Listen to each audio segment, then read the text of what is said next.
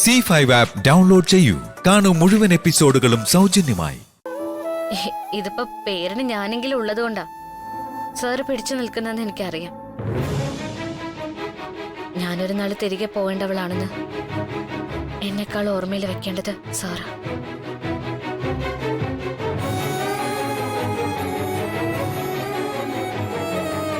ജീവിതം ഒരു തമാശയാണെന്നൊക്കെ ഞാൻ കേട്ടിട്ടേ ഉള്ളൂ.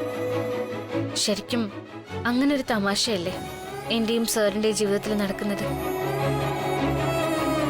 സാറിനെ ജീവന തുല്യം സ്നേഹിച്ച് ശ്രീലക്ഷ്മിയുടെ രൂപവും വെച്ചുകൊണ്ട് ഞാൻ പറയാ, എന്നെ സ്നേഹിക്കരുതെന്ന്. ഒന്നിച്ച് ജീവിച്ച മനോഹരമാവുന്ന ജീവിതങ്ങളെ തമ്മിൽ അകറ്റി നിർത്തിയിട്ട് ഒരിക്കലും ചേരാത്ത ജീവിതങ്ങളെ ഒന്നിപ്പിച്ചു നിർത്തും ഈശ്വരൻ. എന്നിട്ട് ഇതാണ് ശരിയെന്ന് തോന്നിപ്പിക്കും വിധം നല്ല കുറെ സന്തോഷങ്ങൾ തരും. ഒരു ദിവസം എല്ലാം കെട്ടടങ്ങുമ്പോ നമുക്ക് മനസ്സിലാവും ചേരേണ്ടവര് അവരായിരുന്നില്ല എന്ന്. അതിനെ നമ്മള് ഒരു ഓമന പേരിട്ട് വിളിക്കും, വിധിയെന്ന്. അങ്ങനെ ഒരു വിധി എനിക്കില്ല ശ്രീലക്ഷ്മി. ഉണ്ടായിരുന്നെങ്കിൽ നമ്മൾ തമ്മിൽ ഒരിക്കലും കണ്ടുമുട്ടില്ലായിരുന്നു. ഈ കണ്ടുമുട്ടൽ ഒന്നുകിൽ എല്ലാത്തിൻ്റെയും ഒരു തുടർച്ച, അല്ലെങ്കിൽ എല്ലാത്തിൻ്റെയും അവസാനം. ഒരു പുതിയൊരു ആരംഭം ഇനി രവിയുടെ ജീവിതത്തിൽ ഉണ്ടാകില്ല. ഇതെല്ലാത്തിൻ്റെയും തുടർച്ചയാവണമെന്നാണ് എൻ്റെ ആഗ്രഹം. നേരത്തെ ശ്രീലക്ഷ്മി പറഞ്ഞ ഉദാഹരണം ചേർത്ത് പറഞ്ഞാൽ, ഞാനും ശ്രീലക്ഷ്മിയും ഒന്നു ചേരണമെന്നുള്ളത് ഈശ്വരന്റെ തീരുമാനമാണ്.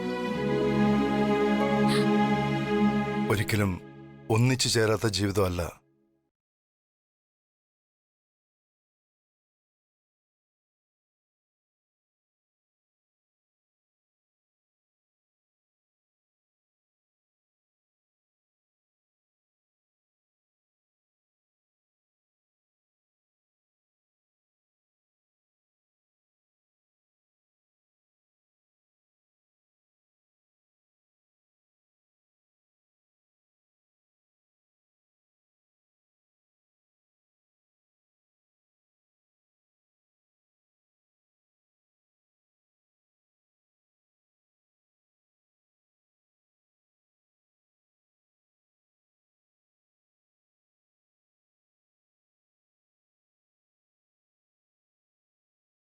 വെച്ച് രേഖ മാഡത്തെയും രാജലക്ഷ്മി അമ്മയും സപ്പോർട്ട് ചെയ്തല്ലേ സാറിന് സംശയം തോന്നാനുള്ള കാരണം?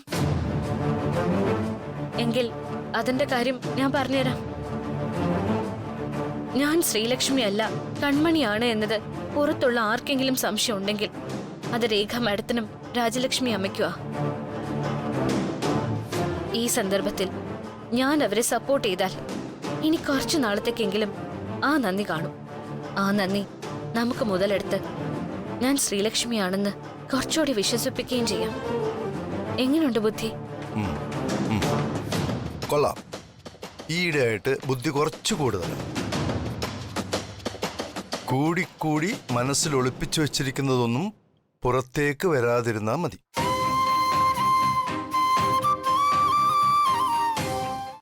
ഡൗൺലോഡ് ചെയ്യൂ C5 ആപ്പ്. കാണൂ എല്ലാ എപ്പിസോഡുകളും സൗജന്യമായി.